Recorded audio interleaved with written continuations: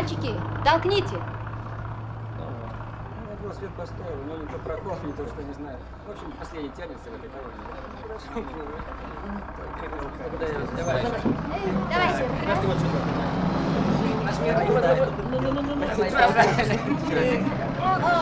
Ну, пошел.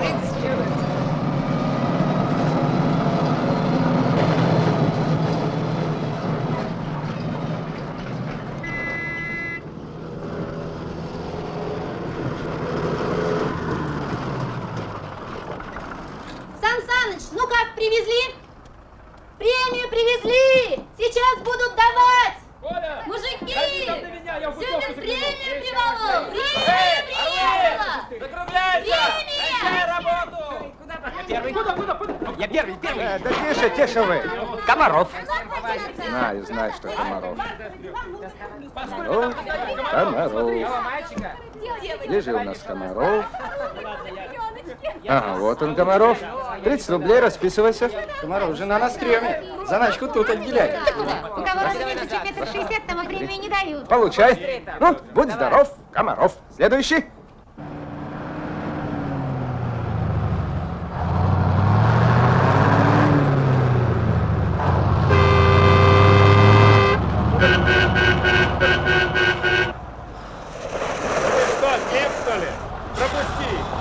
Возьми назад.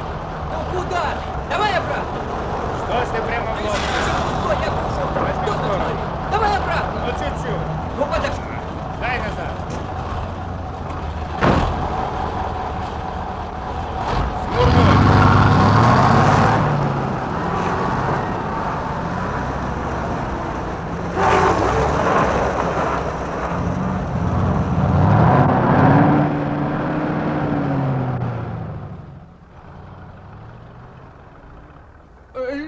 Потапов, Фроловский, вы же из бригады Потапова. Почему деньги не идете получать? Одни вы остались?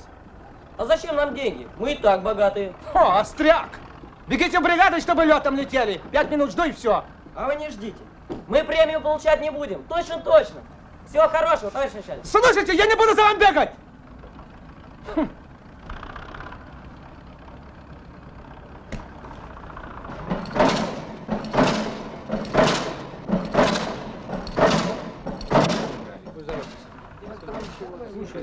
Где мой ботинок? Только что был здесь.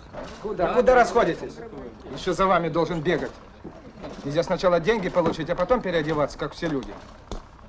Потапов, 70 рублей. Иди расписывайся.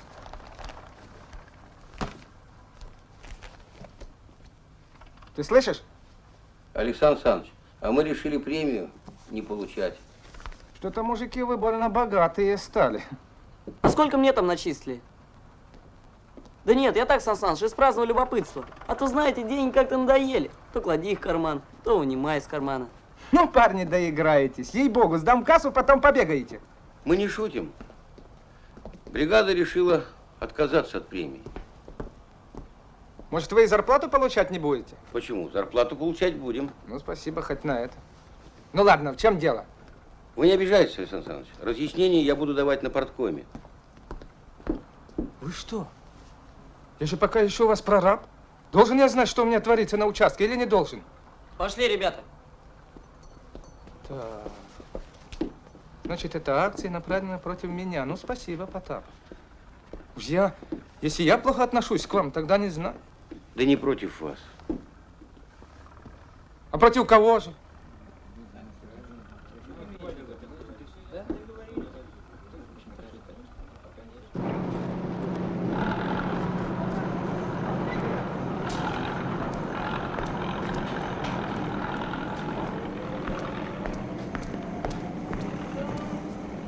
Вот он. Угу.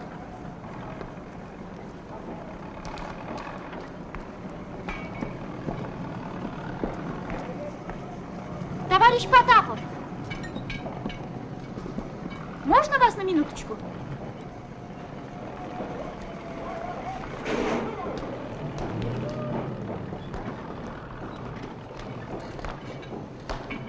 Скажите, это правда, что ваша бригада от премии отказалась? Ну? А что у вас случилось? Ничего. Дай-ка лом. По-моему, вас никто не обижал, насколько мне известно. С нарядами у вас все в порядке? Зюбин закрыл наряды? Закрыл. Нормально закрыл? Нормально. Значит, к отделу труда и зарплаты у вас претензий нет? Да нет. Или есть? Да нет же. Дядя Вася! Товарищ Потапов! К телефону!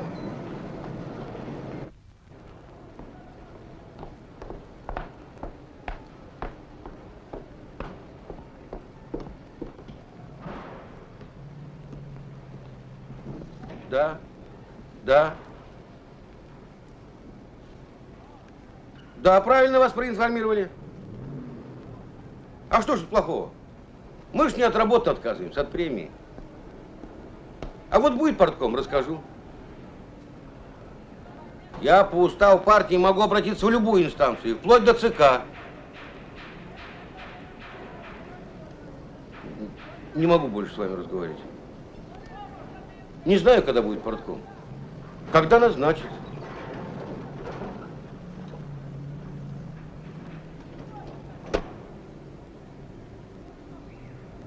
Здорово.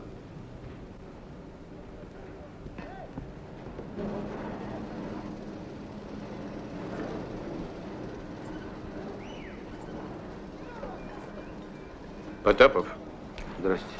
я попрошу взять листочки и написать объяснительную, почему ваша бригада отказалась от премии. Ничего я писать не буду. Почему? Потому что не хочу. Мы обязаны знать причину отказа. Будет партком, вы узнаете. Я не знаю, когда будет партком, а докладывать в трест о причинах отказа я обязан сегодня, сию минуту, сейчас же, понимаете? А что за спешка? Пожар, что ли? Ну, не задавайте глупых вопросов. Идите, пишите объяснительную. Мне работать надо.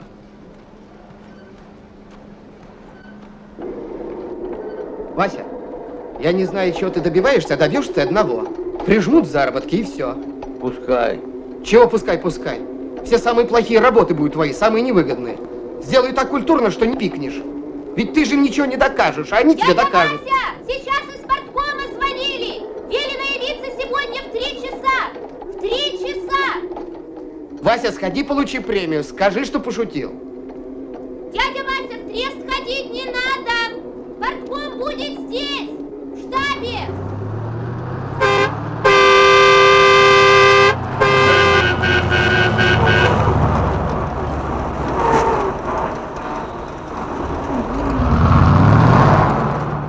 Борис, это Соломахин. Слушай, ты чего же не освободил Агеева и Кардина? Неужели 2 сварщиков на полчаса подменить нельзя? Да есть кворум. Я хотел, чтобы они были. Ну жаль. Алло, а ты ему передай, что я скоро вернусь, и если не будет сделано, пускай не обижается. Что? 5 выговоров? Ну, значит, будет иметь 6. Выговора не дети, алиментов не просят. Ага. Федосеев, Николай Иванович. Все перебрались к главному механику. Туда звоните. А он вернется? Нет. А здесь что? А здесь партком будет. Здрасте, товарищ. Здрасте. Ради бога, Лев Алексеевич, ты извини. А вы не опоздали, Павел Емельянович? Главного виновника еще нет. Потапова нет. Здрасте. Может, он уже парткому не доверяет, решил прям к министру докладывать. Здрасте. Утром виделись, Павел Емельянович. С секретарем парткома лишний раз поздороваться не грех. Гриша, я достал вот то, что ты просил. Это? Да, спасибо. Виктор Николаевич, ты разберись там с этой бригадой. Что такое, понимаешь?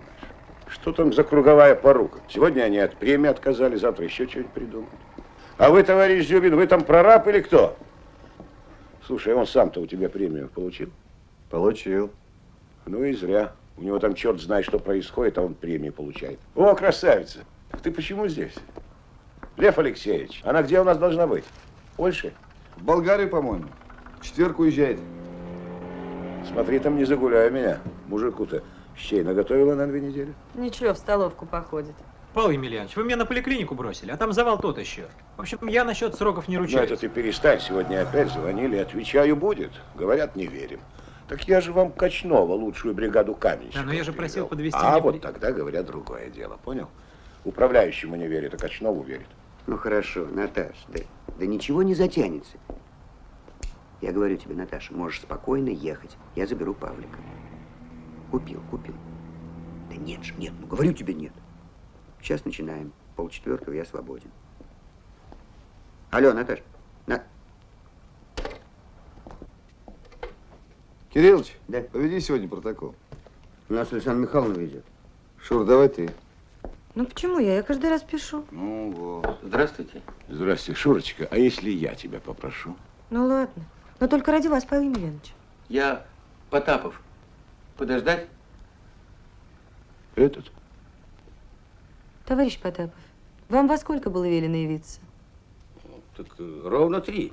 1 минута, черту.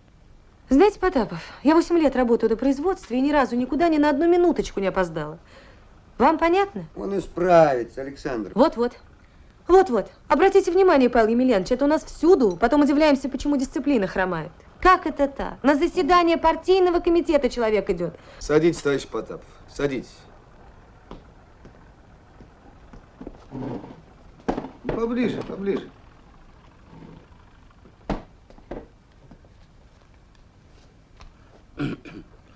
Прошу прощения.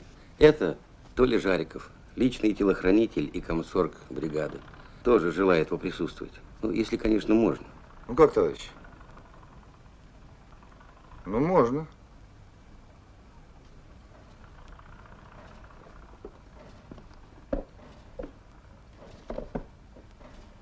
Здравствуйте.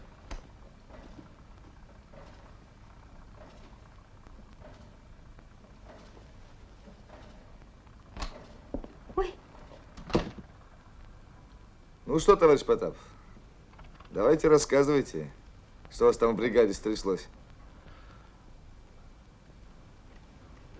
Да у нас в бригаде на днях произошла научно-техническая революция. Ого! И выразилась она в том, что вы отказались от премии. Да и всякая революция от чего-то отказывается. А иначе какая же она революция? Баловство одно.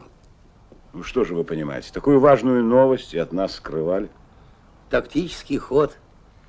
Вы же как руководитель знаете, мало родить хорошую идею, надо и преподнести ее. А то разболтаешь, сам себя не узнаешь. Ну, пришел бы я к вам, а вы все уже решили, обсудили. Неинтересно. Дядя Вась, ты давай ближе к делу, а? А ты, Качнов, не подгоняй. Ну, куда скачешь-то? Тут, кажется, не ипподром, а партком. Товарищ Потапов, доложите коротко, ясно, почему ваша бригада отказалась от премии? Да потому что бьет она по карману рабочего человека. Невыгодно нам получать ее, эту премию. Это уже интересно. Да, только пока непонятно. Что ты, друг, подзагнул? Как же это невыгодно? А я объясню. Вот Толя наглядный пример. Он 3-й разряд бетонщика. Ты сколько потерял в заработке за год из-за простоев? 400. А сколько тебе премии начислили? 40 рублей. Тоже за год? Да. Вот какой баланс получается. Смешно. Вы ему дайте свои 400 заработать, а потом на них премию накиньте. В огороде Бузина, в Киеве дядька. Ничего не понимаю. Ну, потеряли на простоях. Так почему же премию не взять? 40 рублей не деньги, что ли? Ха, помешают. Да при чем тут это? Я говорю, премия. Ее как надо понимать, как оценку. Кстати говоря, она нам дадена за 3-е место по соцсоревнованию. Вот и выходит. Оценку нам дали хорошую. Кладет Толя эту премию в карман, значит, он с этой оценкой согласен. А с чем согласен? С простоями? С тем, что он 4 сотни потерял? Причем здесь простое? Премия-то дается за перевыполнение плана. Премию надо связывать с планом, а вы сюда простое суете.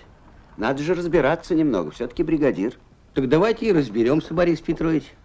Что такое премия? Премия – это деньги, которые даются человеку сверх основного заработка, верно? Ну вот, к примеру, вы. У вас оклад. Для вас это премия. Премия. А для него нет. Он издельщик. Для него бетона нет, он в прогаре. Еще чего-то нет, он опять в прогаре. Для него простое – это как вычет из зарплаты. Он 400 рублей не добрал до основного заработка. Так какая же для него это премия? Для него это подачка, насмешка, если хотите. А ведь он правильно рассуждает, Борис Петрович. Понял, Лев Алексеевич, ход его мысли? Он неправильно рассуждает, он недоволен заработками, это ясно. И ясно еще одно. В управлении, которым руководит уважаемый Виктор Николаевич Черников, он не нашел ответа на свои вопросы. А почему? Почему, минуя своего прямого начальника, Потапов вынужден обращаться прямо в партком треста? Меня интересует, как расценивает этот факт товарищ Черников. Очевидно, вера Потапова в партком сильнее, чем вера в меня. И это вполне естественно. Или вы хотели бы, чтобы было наоборот? Но он все равно рассуждает неправильно. Премии за перевыполнение плана и простое на производстве разные вещи, они не соприкасаются.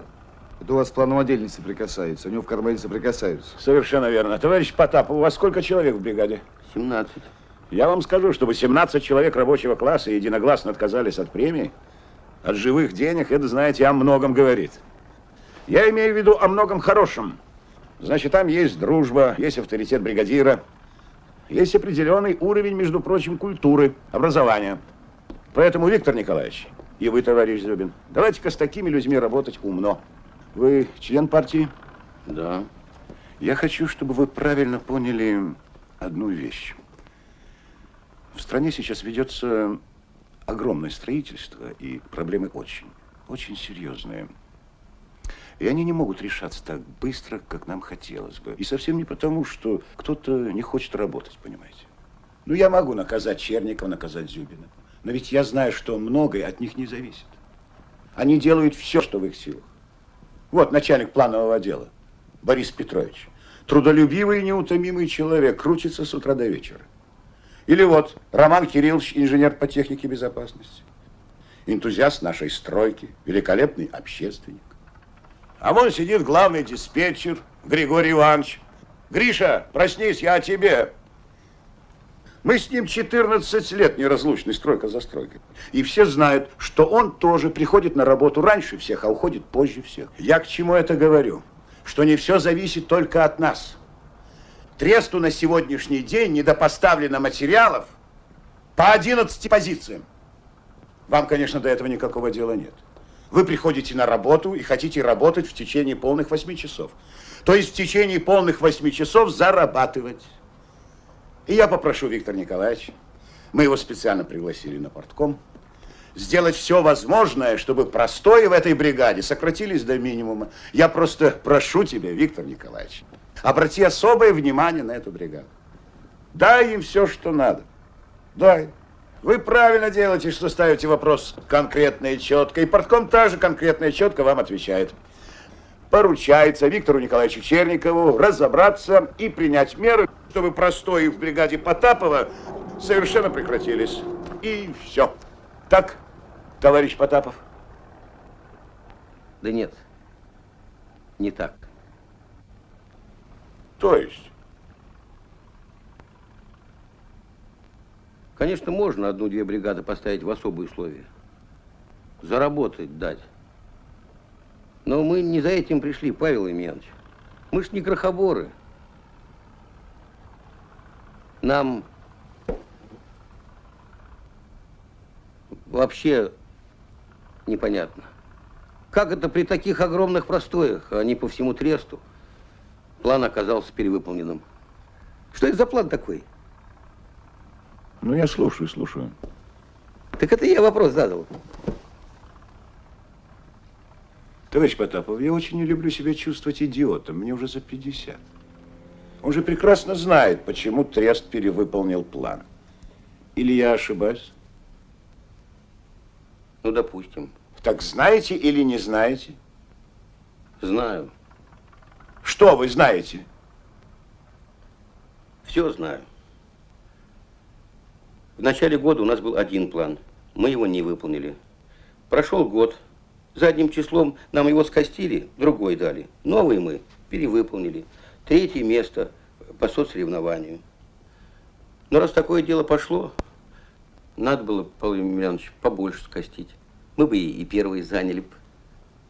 Что-то, по-моему, вы не в те дебри полезли. Павел Емельянович.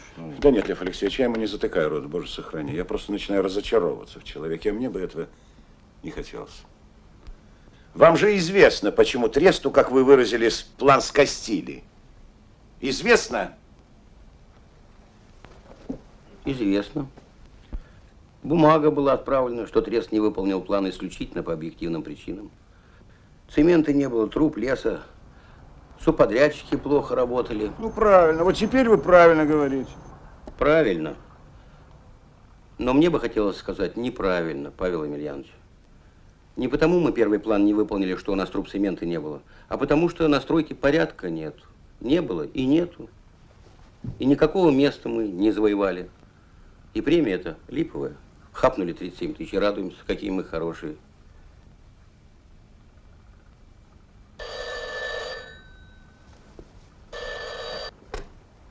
Да? Потапова. Из бригады. Вас. Да нельзя сейчас, нельзя. Потапов не может подойти к телефону. Он занят. Не кончилось. Только начинается.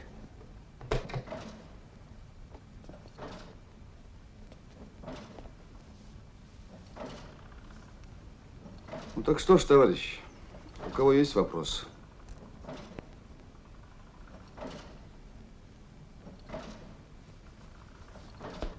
Ну так как же? Давайте. По-моему, есть о чем.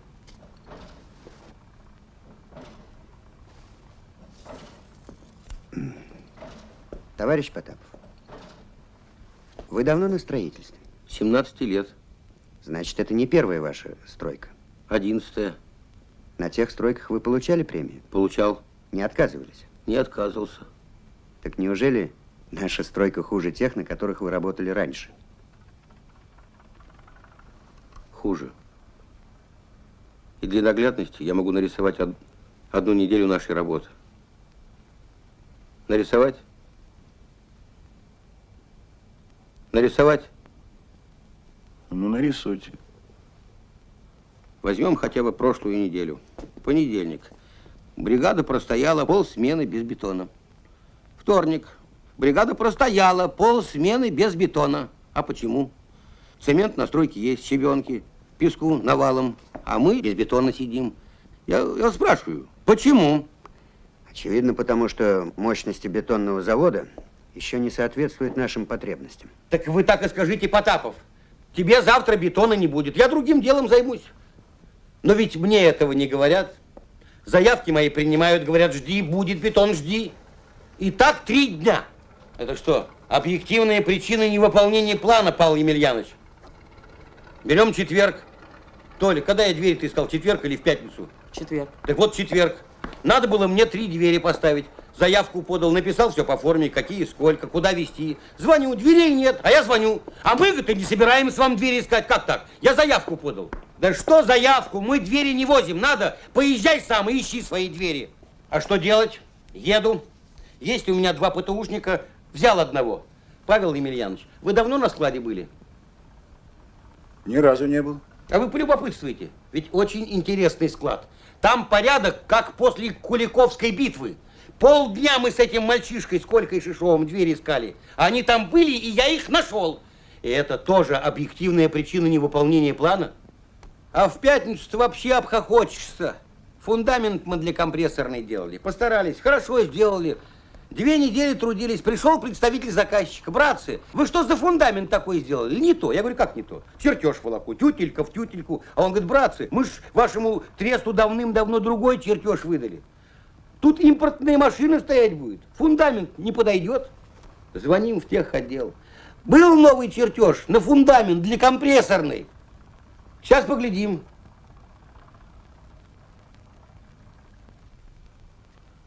Да, говорят, такой чертеж имеется. Завтра пришлем. 3 месяца, Павел Емельянович, не могли из Треста на участок чертеж переправить. Это тоже объективная причина невыполнения плана. А теперь что ж, в субботу, воскресенье, в свои выходные дни будем отбойными молотками долбить.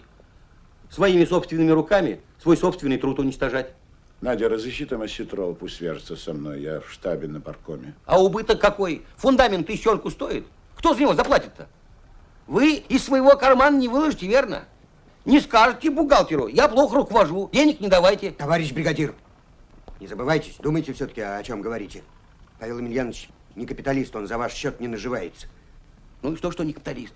Может, нам теперь за то, что мы не капиталисты, ордена выдавать, медали, премии? А ведь у меня, товарищи, половина бригады пацаны. Их же надо как-то воспитывать. Прививать уважение к ремеслу, к труду. А на чем прививать? На этих примерах? Да вы знаете, что мне сказал этот мальчишка, Колька, с которым я двери-то искал. Когда мы шли со склада, он и говорит, видать, коммунизм не скоро построится. И что вы ему ответили? Ничего не ответил. Товарищ бригадир, почему вы явились на заседание партийного комитета в нетрезвом виде? Я? Что это вы такое говорите? Я говорю, что вы выпили и в таком виде пришли на партком. Вы можете это доказать? А вы можете доказать то, что вы говорите? Вы можете доказать? На каком основании вы утверждаете, что у Треста не было объективных причин для изменения плана? Двери, видите ли, ему не привезли. Да мало ли что было у вас в бригаде. Вы же весь Трест обвиняете в том, что он под ложным путем выбил себе премию. Шли в таком случае прямо к прокурору, если здесь жулики.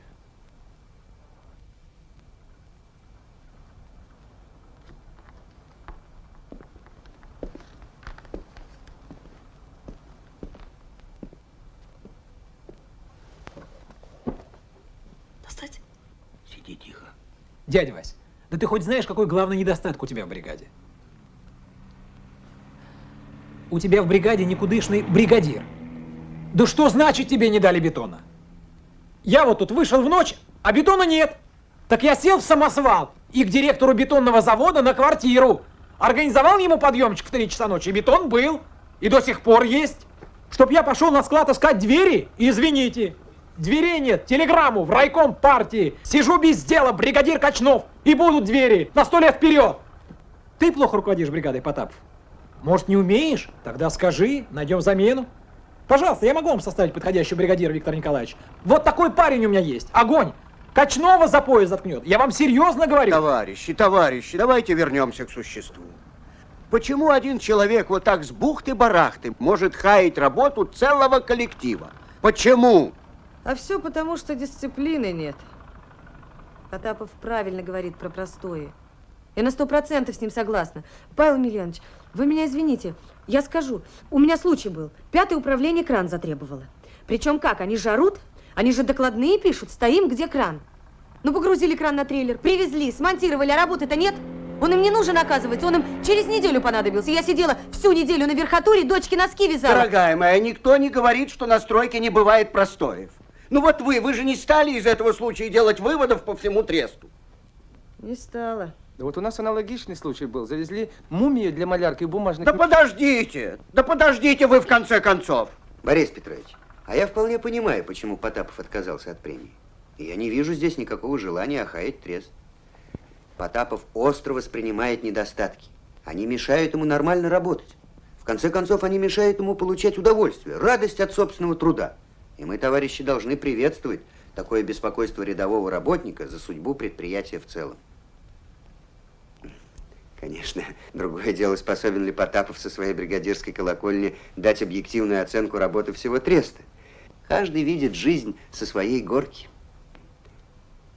Что я предлагаю, Лев Алексеевич? Надо одному из нас, членов парткома, посетить бригаду Потапова. Надо рассказать товарищам о положении дел в масштабах треста, потолковать с людьми. И я уверен, после такого разговора все встанет на свое место. Да, конечно. Они сами не знают, чего хотят. А я вообще подозреваю, что товарищи сгоряча отказались от премии. Делали жест, а теперь и рады бы дать обратный ход. Да уже неудобно, вся стройка знает. Нет, надо найти какое-то разумное объяснение, чтобы хотя бы не смеялись над ними. Вот единственный реальный вопрос, который нам надо решить. Он сделал глупость, а теперь партком должен думать, как ему из этой глупости выкрутиться. Толь, дай-ка.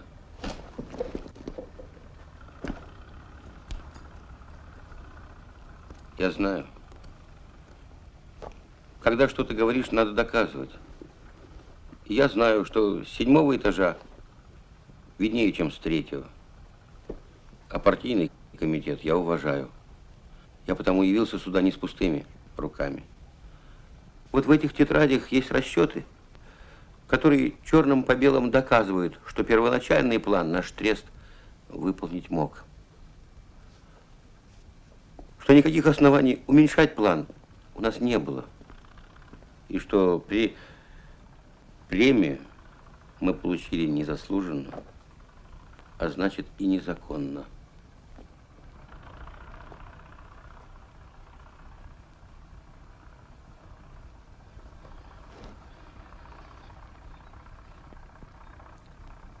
Лев Алексеевич, кажется, мы здесь и в кошки-мышки играем.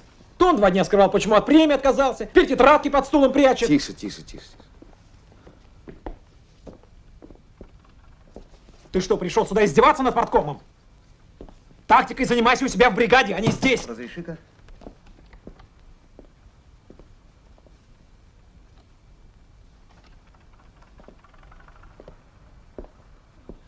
В общем, я предлагаю, учитывая поведение Потапова, прекратить это заседание, и пусть он идет со своими тетрадками куда хочет. Я прошу не становиться в позу обиженных. Ну так мы партком черт знает во что превратим. Михалыч, до тебя не дозвонишься. Слушай, извинись там перед товарищами за меня. Давай завтра ровно в 14. Нет, тут надолго. Товарищ Потапов, у вас какое образование? У меня? Да, у вас. У меня в бригаде 1 человек заканчивает строительный институт, 1 на 3-м курсе, 2 в техникуме учатся. А у меня лично 8 классов. Значит, расчеты делала вся бригада? Да, вся бригада. Да никогда я не поверю, чтобы бригада такими делами занималась. Ха! Весь трест обсчитали. Товарищ бригадир, где вы взяли такие данные, как общее количество простоев по тресту за год, выработка на одного работающего по месяцам, сводка наличных ресурсов, остатки ресурсов на 1 января? Причем тут у вас показано отдельно материалы, поступившие железнодорожным транспортом, отдельно автомобильным. Где вы взяли эти цифры, меня интересует. Я на этот вопрос отвечать не буду. То есть как это не будете? Я прошу ответить. Зачем же нам заниматься вашими расчетами, если вы от нас скрываете? Я сказал, на этот вопрос я отвечать не буду. Вы разбирайтесь по существу. А где я взял, у кого, это не имеет значения. Лев Алексеевич, у меня очень сильное подозрение, что за спиной Потапова кто-то стоит. Да? Кто ж этот злодей, Борис Петрович? Ваша ирония неуместна, Лев Алексеевич. Я понимаю, что вы желали бы, чтобы все, что говорит Потапов, было правдой. Ну перестань, перестань, Борис Петрович. Павел Емельянович Потапов – подставное лицо. Эти данные могли быть взяты или у меня в плановом отделе Треста, что совершенно исключено, или у товарища Черникова, что совершенно не исключено. Прошу тебя, Борис Петрович, прекрати. Меня не интересует, где были взяты эти данные. А меня это очень интересует. Любое распоряжение Треста, любое указание Черниковым торпедируется.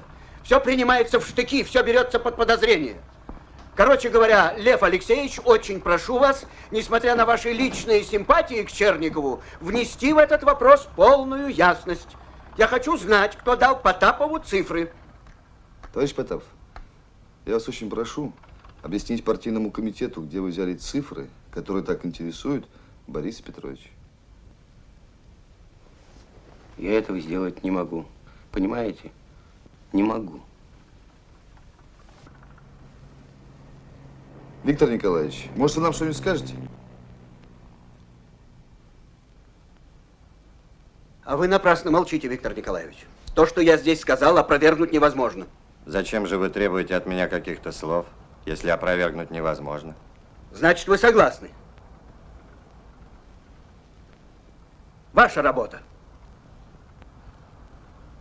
Молчание – знак согласия, Виктор Николаевич. Борис Петрович, я инженер и предпочел бы более точную логику, чем логика поговорок. Ну, значит, вы не согласны. Вас пригласили на партком, и будьте добры отвечать. Ты не горячись, Борис Петрович. Меня, например, радуют эти тетради. Даже если эти расчеты не совсем точны, а я в этом не сомневаюсь. Почему это вы не сомневаетесь? Да потому что даже опытным экономистам провести подобного рода анализ не так-то просто. Вы не торопитесь. Я ведь не против вас, хочу сказать. Наоборот, за вас. Дело не в том, в конце концов, точны эти расчеты или не точны. Как это не в том? Именно в том. Поймите, тут важно само ваше чувство, ваше стремление, желание вмешаться, не мириться с простоями, понимаете? То, что бригада взяла в руки карандаши, начала считать, задумалась о целом тресте, само по себе говорит, что данный коллектив заслуживает самой высокой оценки. А что касается конкретно ваших расчетов, то что я предлагаю, Лев Алексеевич? Сейчас нам дальше вести об этом разговор не имеет смысла. Как это не имеет? Я же вам дал расчеты. Так вот, необходимо их проверить. Никто же не может, полистав ваши тетради, вот так сразу сказать, правильно там все или неправильно. Что я предлагаю, Лев Алексеевич? Необходимо эти расчеты проверить и уж потом в рабочем порядке принять решение. Ну что ж, дельно, справедливо. Борис Петрович, кому мы можем поручить проверку этих расчетов? Миляниной. Очень хорошо. Миленина лучший экономист Треста, товарищ Потапов. Я думаю, для ускорения дела, Павел Емельянович, надо 2 человек назначить. Вы что, не доверяете моим сотрудникам? Дина Павловна честнейший человек. Или вы мне не доверяете? Что вообще здесь происходит? Не волнуйся, Борис Петрович, пусть будет 1 человек, хорошо. Я прошу, садитесь за этот стол, ведите партком, а я пойду покурю. Ну зачем так, Лев Алексеевич?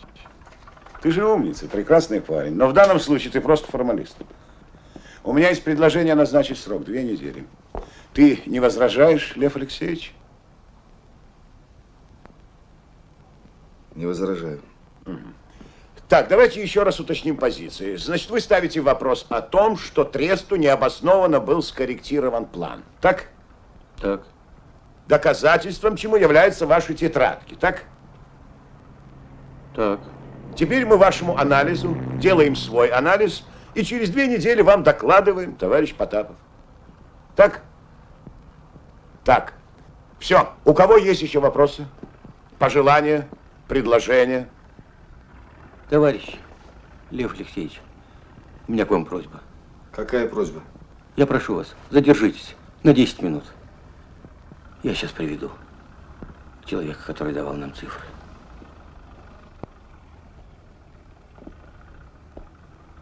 Объявляется перерыв.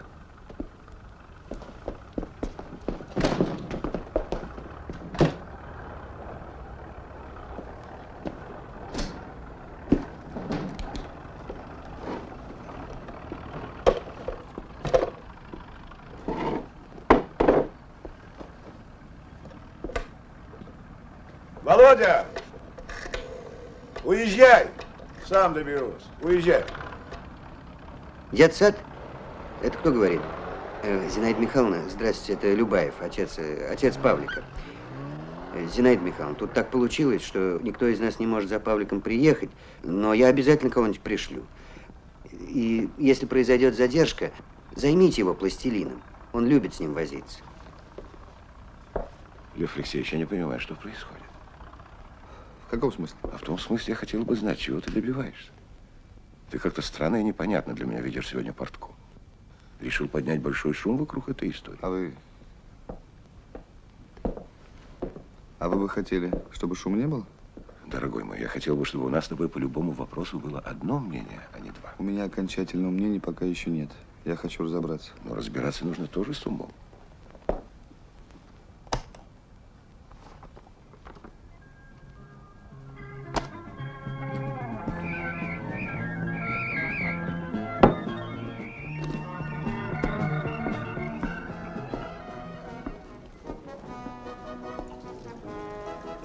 Слушай, а у Потапова большая семья?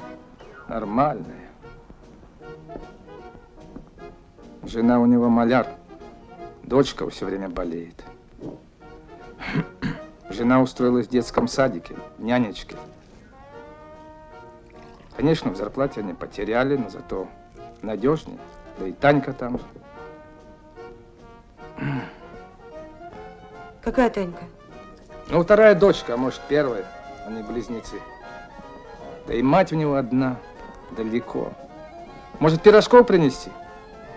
Кому пирожков принести? О, мне! И мне.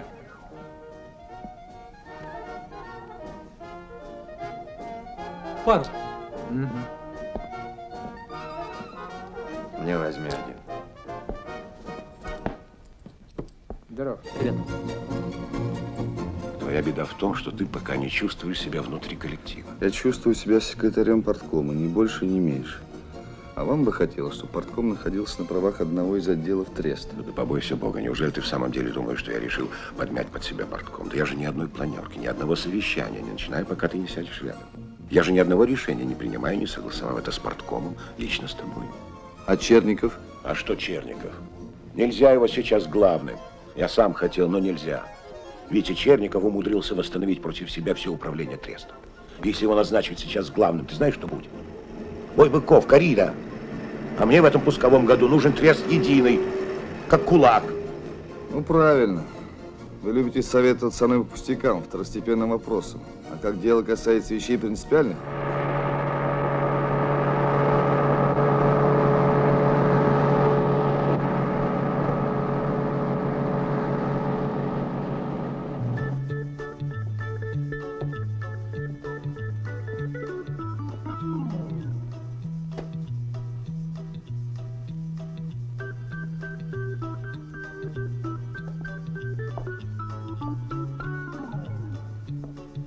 А что это вы читаете, Виктор Николаевич? Дедуктив.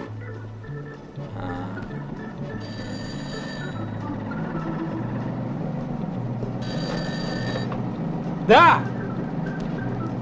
Потапова? Нет его здесь, нету! Партком нет, не кончился. Чего надо? Давай, давай, давай.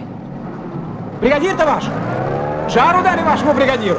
Побежал проветриться. Ага.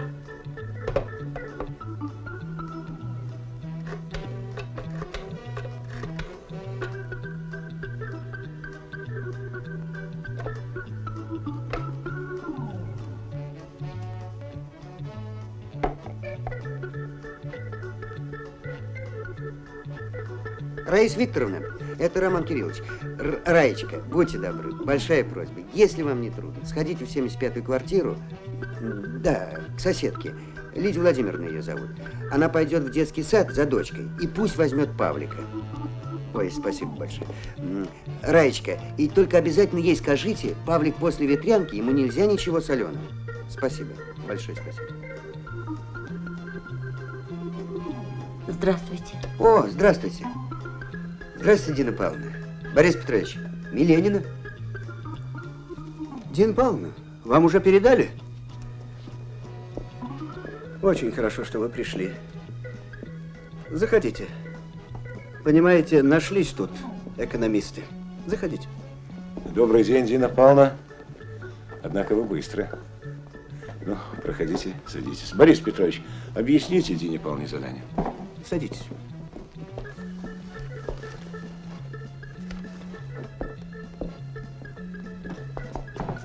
Лев Алексеевич, все в порядке. Вы же человека пошли звать. А мы позвали. Вот этот человек. Вы, Дина Павловна? Вы? Почему же вы мне не сказали? Дина Павловна, почему же вы от меня это скрыли? Я ничего не понимаю. Садитесь, товарищ. Продолжим.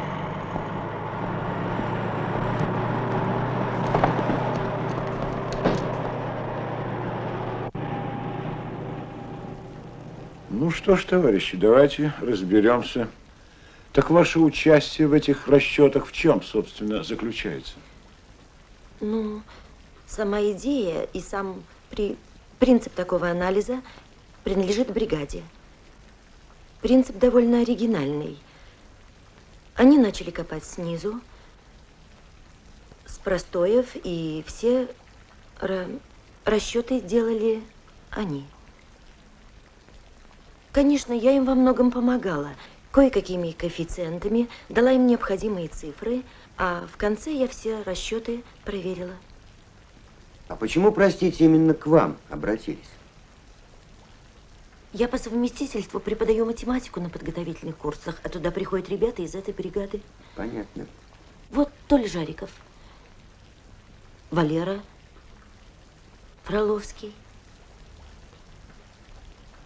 У него в бригаде твой парень? У него.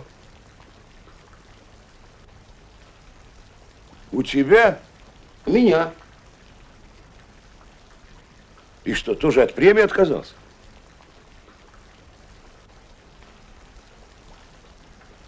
Гриша, как же так? Оказывается, ты обо всем знал. В курсе дела. И не пришел, не предупредил. И тут он сидишь, спишь. Дина Павловна, в чем, по-вашему, ценность этого анализа? А в том, что он провел четкую разграниченную линию между тем, что зависело от нас, и тем, что от нас не зависело. И идея этого анализа возникла у ребят после серьезного спора. Одни говорили, что у нас вообще так, что порядка, мол, не было, нет и не будет. А другие, в том числе и Василий Трифонович, всю вину возлагали на руководство стройки. Ничего, что я рассказываю. Ничего. Оказывается, мы страдаем не столько от дефицита стройматериалов, сколько от собственной неорганизованности. Так вы что хотите сказать? Что руководство Треста сознательно пошло на обман, чтобы премию выбить? Так надо понимать? Я уверена, что если бы такой расчет был на столе у Павла Емельяновича, но до того, как он ходатайствовал об изменении плана, он не стал бы этого делать. А вообще, у нас чересчур много трестовского патриотизма. Мы очень стараемся выглядеть как можно лучше. Но почему вы все-таки не поставили в известность Бориса Петровича, вашего непосредственного начальника? И почему Потапов из вашего участия делал тайну? Это совсем непонятно. Я сейчас объясню. На днях ко мне пришли ребята. И Василий Трифонович сказал, поскольку сейчас дают премию, бригада решила от нее отказаться. Он сказал, что я тоже должна так сделать. Но раз они решили, очевидно, это имело смысл. Но я не смогла. Ну, не из-за премии, конечно, в смысле не из-за денег. Просто я как-то не умею. Я еще не готова к таким... В общем, Василий Трифонович не стал упоминать мое имя. Может быть, он подумал, что я боюсь неприятностей. Дина Павловна, вы близко узнали бригаду. Какое у вас впечатление? Что там за люди?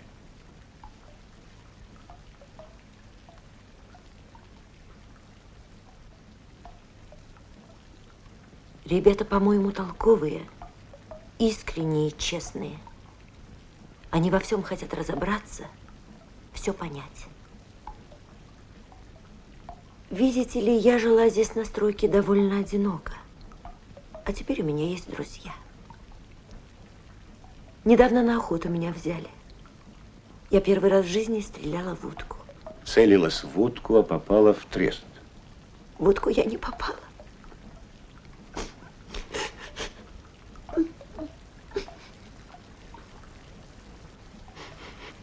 Дина Павловна, спасибо вам большое, что пришли и помогли нам разобраться. И спасибо вам за то, что вы были так внимательны, когда рабочие обратились к вам за помощью. Спасибо вам. До свидания. До свидания.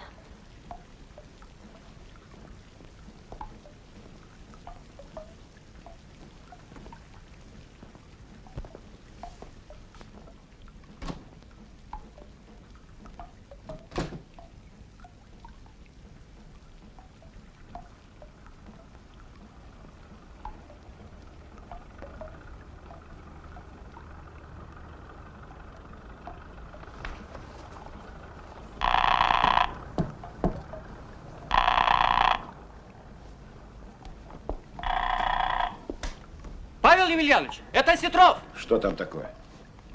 А я не знаю, мне передали срочно с вами связаться. Правильно вам передали. Почему был задержан чертеж на фундамент для компрессорной? Почему было совершено такое непростительное безобразие, понимаете? Я все понимаю, Павел Емельянович. Так получилось. Прошу прощения.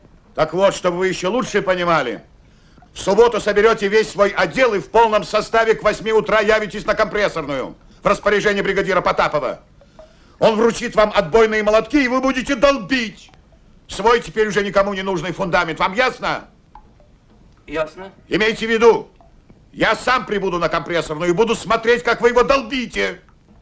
Павел Емельянович, я хочу уточнить, наши расчеты больше не надо проверять или как?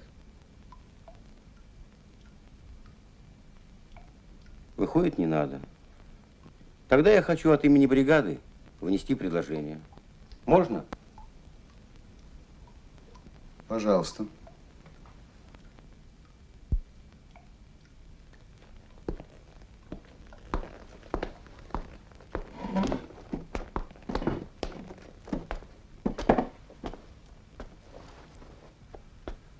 Значит так. Поскольку нам план скостили неправильно, надо, чтобы перевыполнение плана нам зачеркнули. Поскольку премия липовая, надо сдать ее обратно в Госбанк. Все 37 тысяч – это не наши деньги, это чужие деньги, и надо их вернуть обратно. Вот такое у нас предложение. Оно принято единогласно на собрании бригады. Вот протокол. И что же ты предлагаешь? Деньги людей обратно забрать? Да, забрать. Ты вообще соображаешь, что ты говоришь? Ты знаешь, что может быть, если такое сделать? А что может быть? А все что угодно. Люди тебе что, игрушки? То дали, то забрали. Вот и сколько лет на стройках. Был хоть один такой случай? Не было. Но вот когда мы заберем премию обратно, когда из хороших станем плохими, когда переживем весь этот позор, вот тогда на нашей стройке хоть что-то изменится. Но забирать деньги нельзя. Нельзя, Лев Алексеевич. Это рабочие, понимаете? Рабочие! И что рабочие? Они что, бестолочи или как? Не трожь его, а то взбрыкнется.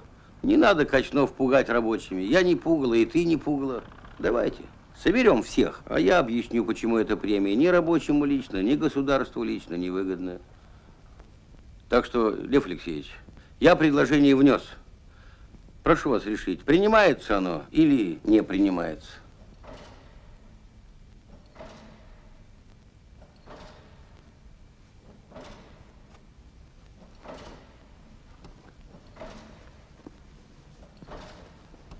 Напрасно ты своего Валерку в институт толкаешь, Гриш. Он сколько у нас работает? 8 месяцев. Вот, пожалуйста. Пацан проработал 8 месяцев и уже отказывается от премии. Уже от его имени сидит здесь бригадир и заявляет: Батарцева перечеркнуть, Соломахина перечеркнуть. Лев Алексеевич, ну вот как ты относишься к этому предложению, если так честно, по первому движению души? Павел Емельянович, если мы примем предложение Потапова, это будет правильно. Ну, спасибо. Спасибо за откровенность. Только ты мне объясни, вот почему он за, ты за, а я против. Вот всей душой против. Почему?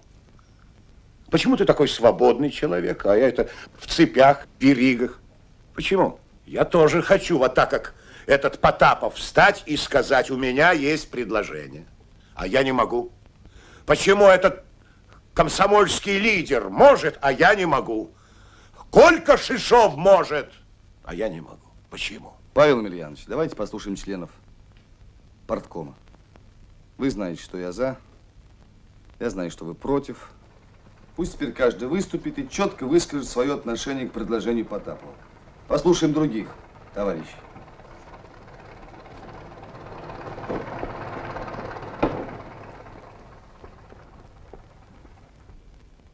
Ну что ж, дадим слово самому молодому члену парткома. Александра Михайловна, пожалуйста. Я опять насчет дисциплины скажу. У нас на стройке нет слова «нельзя». Все у нас можно. Опоздать на работу можно, прогулять можно, чертежи вон вовремя не сдать тоже можно, тоже ничего не будет. А когда все можно, ничего хорошего не получится.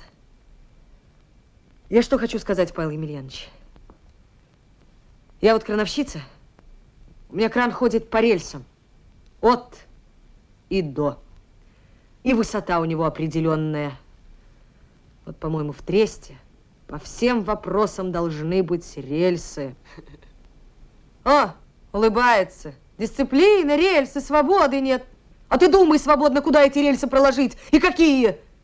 А то, что они нужны, это точно. Александра Михайловна, ну а как вы относитесь к предложению Потапова? Почему премию дают, люди ведь не спрашивают. А вот почему отбирают, наверное, спросят. По-моему, это хорошо. Можно? Да. Допустим, там все правильно, допустим. Но при чем тут люди? При чем тут рабочие? Я категорически против предложения Потапова. Рассуждайте как хотите, но рабочие не виноваты. А как быть с тетрадями? А вы их в сейф положите, Лев Алексеевич, и пусть себе там лежат на здоровьечко. Поздно теперь руками махать, поздно. Что? Наказать кого-то надо. Давайте накажем. Давайте. Рабочие эту премию заслужили. Просто так заслужили и все. Ну хотя бы тем, что они были готовы и тот первоначальный план выполнить и перевыполнить. И это от них не зависело. Они бы сделали. И еще сделают. Успокойтесь, Качнов, у рабочих премию никто не отберет. Нет такого закона, чтобы отбирали. Это ж глупо требовать то, что противоречит закону. Я думаю, товарищ Потапов, с кого положено, возьмут. А с кого не положено, не возьмут. И давайте, товарищи, кончим эти разговоры. Роман Кириллович, пожалуйста. Товарищи, все-таки мы чего-то недопонимаем. Чего хочет Василий Трифонович? Василий Трифонович хочет только одного, чтобы в Тресте было больше порядка. В связи с этим, что я предлагаю, Лев Алексеевич? Необходимо составить единый, серьезный, продуманный план мероприятий по улучшению организации труда на стройке.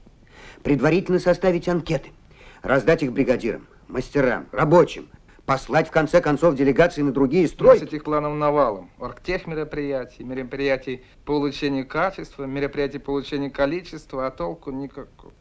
Эти планы пора скоординировать. И еще, Лев Алексеевич, давайте сделаем так. Соберем всех инженерно-технических работников Треста и попросим товарища Потапова выступить перед ними с докладом. Ведь это хорошо, товарищи, когда рабочий как равный выступит перед инженерами. Я считаю, это может иметь очень большой резонанс. Да чего мелочиться, инженеров собирать?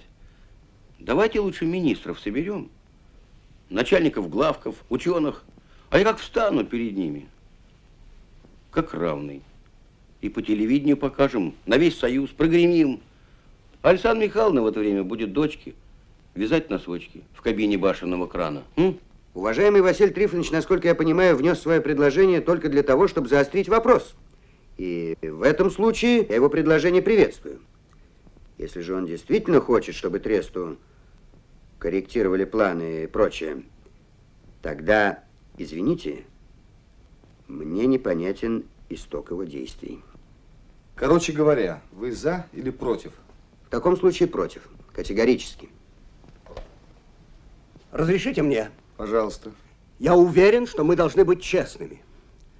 Но я не уверен, что мы должны быть глупыми. А вы посмотрите, в каком идиотском положении мы можем оказаться. Совсем недавно мы доказывали, требовали, умоляли изменить нам план. С большим трудом глав пошел нам навстречу. С большим трудом. А вот теперь мы должны прийти, потупить глазки и таким тоненьким голоском сказать: тут у нас один бригадир посчитал, что, оказывается, план мы выполнить могли, так что, пожалуйста, восстановите его. Это же скандал. Все наши отношения с главком немедленно летят к черту. Вы представляете, что отсюда вытекает? Это отразится и на снабжении, и на фонде заработной платы, и на других жизненно важных вещах. Вот тут Дина Павловна говорила, что мы слишком любим свой трест. Да, любим. Это закон жизни. Стараться, чтобы твоя организация выглядела лучше. И это главк понимает. А вот то, что предлагает Потапов, этого главк не поймет. Так же нельзя. Пришел Потапов, принес 2 тетрадочки, и сразу все пошло вверх тормашками. А если бы Потапов не работал в нашем тресте? Если бы нам немножечко меньше повезло в жизни? Если бы на месте Потапова был другой бригадир? А если бы на вашем месте был другой? Если бы на моем месте был другой, вас бы всех давно разогнали.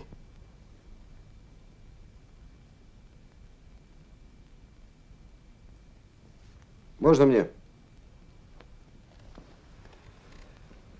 А у меня уже на днях был один портком. Дома. Пришел я вечером, жена мне говорит: так и так, у нас новость, Валерка от премии отказался, у них вот вся бригада от премии отказался. Я его поднял, спрашиваю: это правда? Он говорит: правда, папа. Ну, я ему говорю: завтра же утром пойдешь, получишь премию, чтобы ноги твоей больше в этой бригаде не было. А он говорит: папа, я могу уйти из дома, а из бригады не уйду. Вот так мы поговорили до утра, как мужчина с мужчиной. Я не понимаю, как, когда все это произошло, но ведь мы же ненормальное считаем нормальным. Неположенное положенным. Необоснованное обоснованным. Ну как же так?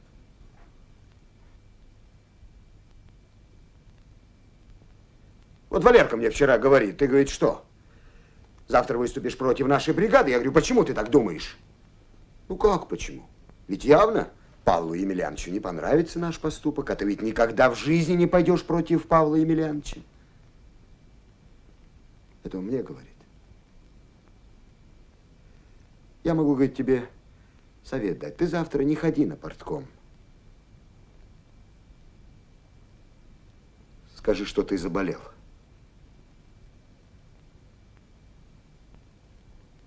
Понимаешь, Паша?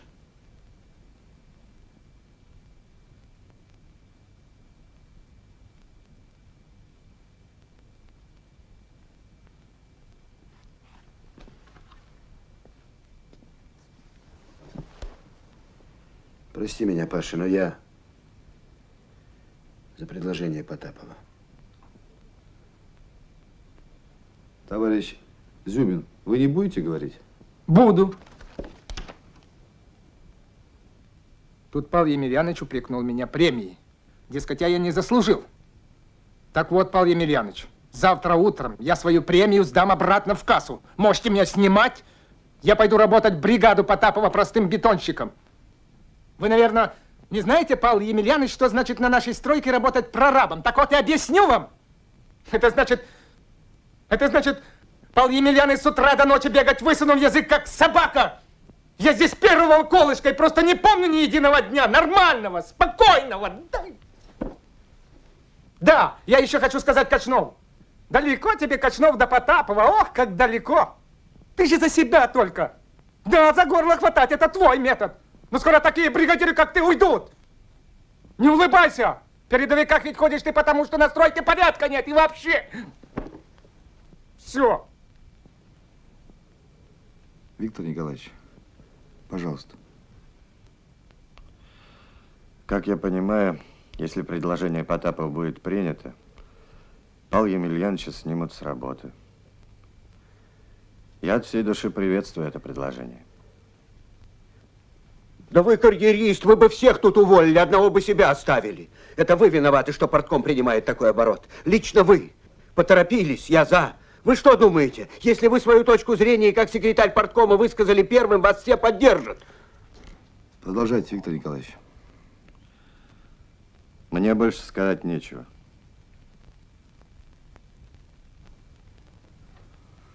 Ну что ж, все высказались. Пора приступать к голосованию. Я только хочу отметить, что неправильной необоснованной корректировкой плана мы извратили само понятие соревнования. Я хочу отметить, что ЦК партии призывает нас помнить, что соцсоревнования требует не только поощрения передовиков, но выявления тех, кто отстал. Бывает у нас так, что иные много шумят, когда принимают обязательства, но помалкивают, когда подводят итоги. И вот тут приводят слова Ленина. Надо писать с абсолютной точностью то, что есть, не уклоняясь от признания неприятных фактов, ибо не признавать того, что есть, нельзя. Оно само заставит себя признать. Том 38, страница 161. Газета сегодняшняя. Итак, у нас есть предложение Потапова поставить вопрос перед главком о необоснованной корректировке плана со всеми вытекающими последствиями. Товарищи Черников и Зюбин, голосуют только члены парткома. Пока еще Павла Емельяновича не уволили из Треста, он с твоего разрешения, Лев Алексеевич, скажет несколько слов. Вы, товарищи, понятия не имеете, в какой неподходящий момент вклинились эти потаповские тетрадочки. К концу года мы должны пустить комбинат. Его продукция разнаряжена на десятки предприятий, в том числе и за рубеж. Вы все прекрасно знаете, что пуск комбината под угрозой срыва, но пуск, безусловно, состоится, и пускать комбинат придется без некоторых объектов. Без каких объектов? Без центральной лаборатории, без ремонтной базы и без очистительных сооружений. Павел Емельянович, нам никто не позволит пускать комбинат в урезанном виде. А почему же 3 года назад нам позволили начинать строительство задом наперед? Не было ни базы, ни дорог, ни технической документации. Так вот, пока товарищ Потапов с Милениной делали свой анализ, Борис Петрович сидел по ночам и делал другой расчет. Расчет, позволяющий нам сегодня настаивать на изъятии из пускового комплекса некоторых объектов. Почему партийный комитет ничего не знает об этом расчете? А потому что он еще не готов. Я ничего не намерен скрывать от парткома, Лев Алексеевич, хотя ты меня в этом сильно подозреваешь. Я не хочу сказать, что в этих тетрадках неправда. Если брать отдельно тот год, который тут отражен, то все точно, все правда. И есть другая правда, правда в расчетах Бориса Петровича. А теперь представьте себе, что оба эти расчета попадают в главк. В чем дело, скажут нам? Вот же вся причина. Вон где собака зарыта в вашем неумении организовать труд людей. И пускайте, скажут, пускайте полностью, как надо, пускайте. И никаких гвоздей. До полного пуска все равно не будет. А будет кошмар штурмовщины. К тому же бесполезной. Поэтому я прошу вас, товарищ Потапов, я очень прошу вас, и как человек, проживший 52 года, и как управляющий Трестом, заберите вы свои тетрадки и снимите вы с повестки дня свое предложение. Поверьте, это во всех отношениях будет справедливо. И поверьте, что я прошу вас не потому, что боюсь наказанием. Во всяком случае, не только поэтому.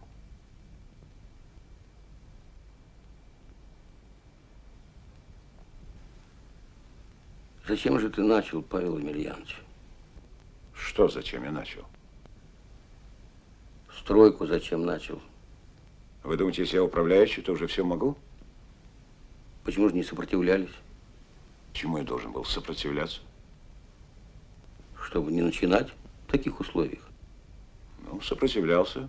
Как же вы думаете? Конечно, сопротивлялся. Как же это вы делали? В главке разговаривал, доказывал, матом ругался. Ну, а они? А они по спине хлопали. Ничего, все будет в порядке. А вы? Что я? Ребром надо было вопрос ставить. Заявление написать. Или отодвиньте сроки строительства, или снимите с должности. А ты, оказывается, наивный мужик, Потапов. Ну, сняли бы, Павел Емельянович, пришел бы другой и начал. Не скажи. Когда вопрос ребром ставится, люди думать начинают. Прояснение в мозгах происходит, когда вопрос ребром ставится. Но это же несерьезно, Василий Трифонович. Заявление, ребром, сопротивлялись. Вы опять рассуждаете с горки бригадира. И правильно. Тут Павел Емельянович со своей горки говорил, что у меня в бригаде простое, потому что у нас вообще с планированием плохо. А я со своей горки вижу, что это планирование он сам и запутал. Потому что начал стройку тогда, когда ее начинать нельзя было. Ну вот сидит начальник твой, Виктор Николаевич, ты же убедился, что он относится ко мне далеко не дружелюбно. Но даже он тебе может сказать, как я не хотел тогда начинать это строительство. Я грешен в чем угодно, только не в этом. Ну расскажи ему, Виктор Николаевич, что ж ты молчишь, расскажи, тебе он поверит. Помните, Павел Емельянович, 3 года назад, примерно на этом самом месте, где мы сейчас сидим, стояли вы, я, Григорий Иванович, Борис Петрович. А земля тогда еще не нюхала бетона, ничего еще не было, ни хорошей работы, ни плохой работы. Просто была земля, стояли 4 человека, которым на этой земле поручили построить комбинат. Не конец делу венец, а начало, сказали вы тогда. Еще громко крикнули на весь лес. Начало! Я клянусь, вам говорили вы тогда, что пока мы не построим все дороги, ни один объект, ни одна стена не будет начата. А потом телефонограмма, приступить к строительству. Я к вам. Как же так, Павел Емельянович? Ничего, Виктор Николаевич, нужно с этим кварталом развязаться, а потом уже все пойдет по-другому. И еще можно было исправить положение. Я вам тогда еще верил. Я думал, не портить отношения с главком – это ваша тактика, а это оказалось вашей стратегией. Да и моей потом тоже. Да что там говорить? Знаменитая пословица Бориса Петровича «Я перед главком отчитываюсь за каждый квартал в отдельности, а не за всю жизнь сразу». Это в конечном счете и ваша пословица. Вы не хотите ни за что отвечать. Вам так удобнее. Мол, начальство виновато, а моя совесть чиста. Нельзя было так начинать строительство тогда. Лучше было вообще уйти с должности. Ну вот опять. Другой бы взялся. Да человек ответственный никогда бы не взялся. И вы лично, Павел Емельянович, виноваты в том, что мы тогда так начали стройку, и что мы ее сейчас так заканчиваем.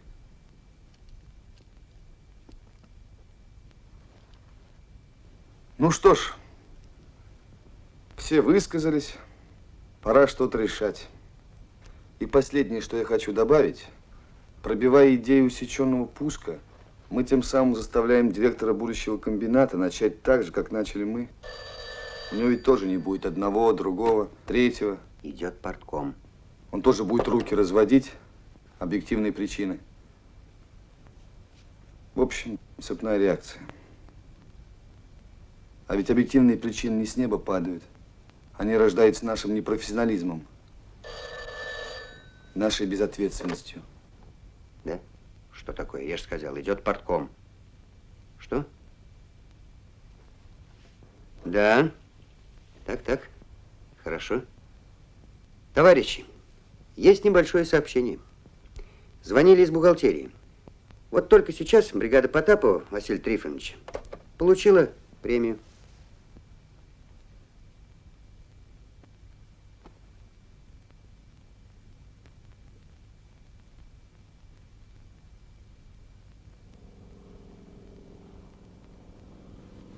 Ничего не поделаешь, жизнь свое берет. Да подождите, это же все неправда. Это же все подстроено. Дядя Вася, я сейчас все уточню.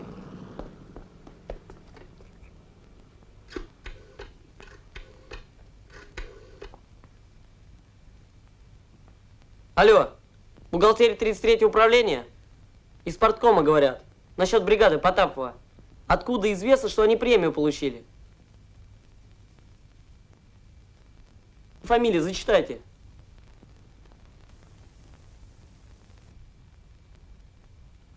Нет, вы все-таки фамилию зачитайте. Голованов? Какой еще Голованов? Так ведь нет же у нас такого Голованова. Дядя Вася, ну я же говорил.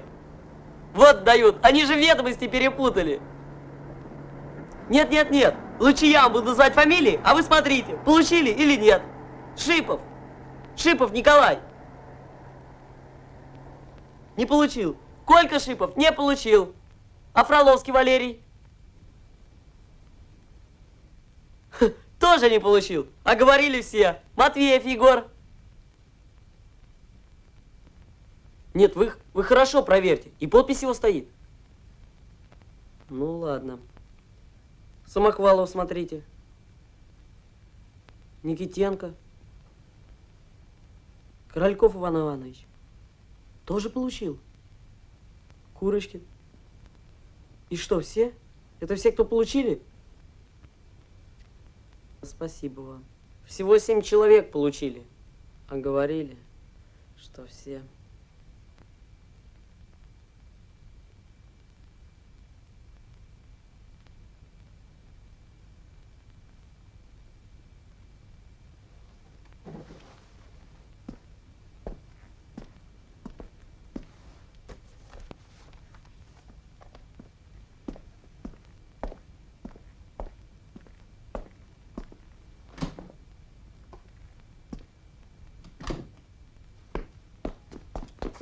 Дядя Вася! Василий Дрибонович!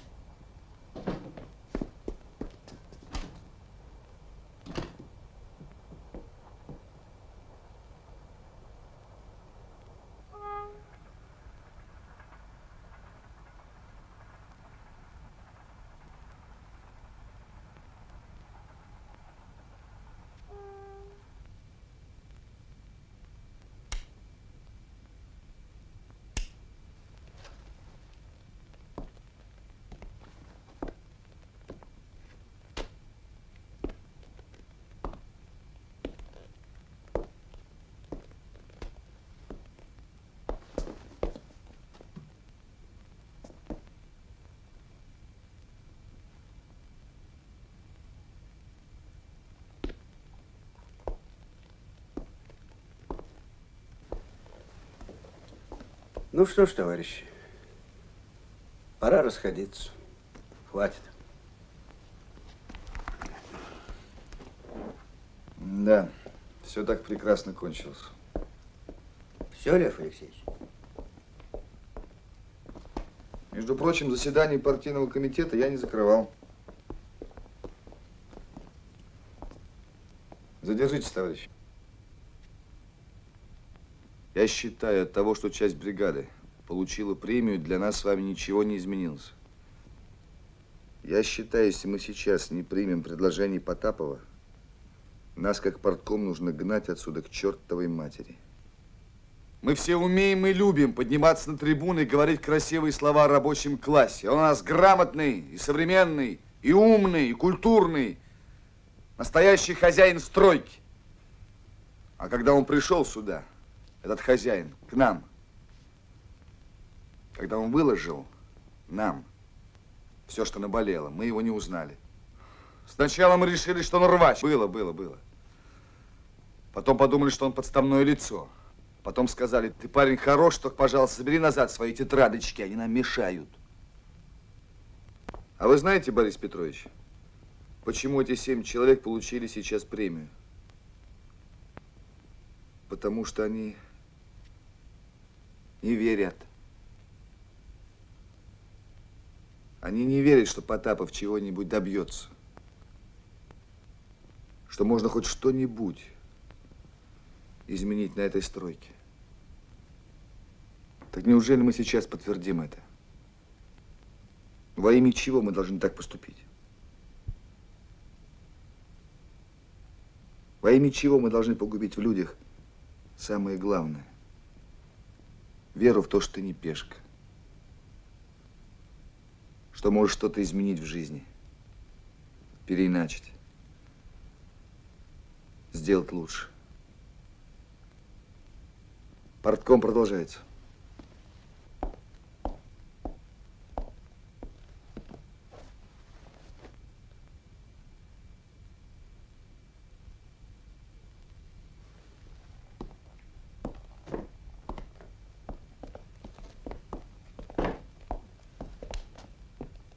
Товарищи, мы члены Коммунистической партии Советского Союза, а не члены партии Треста 101.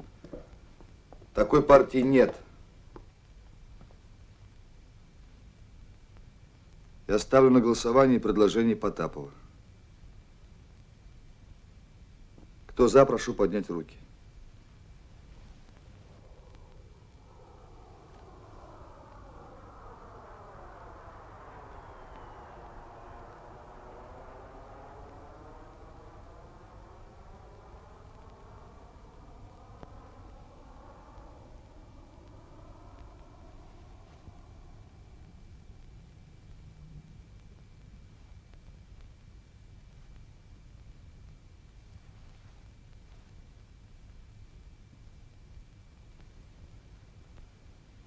Трое. Кто против?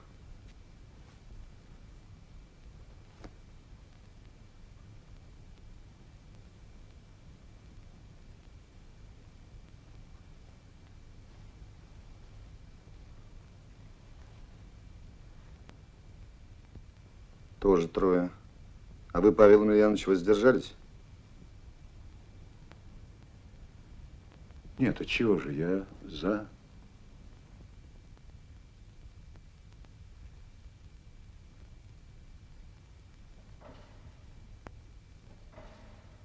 Ну что ж, товарищи, большинством голосов предложение Потапова принято.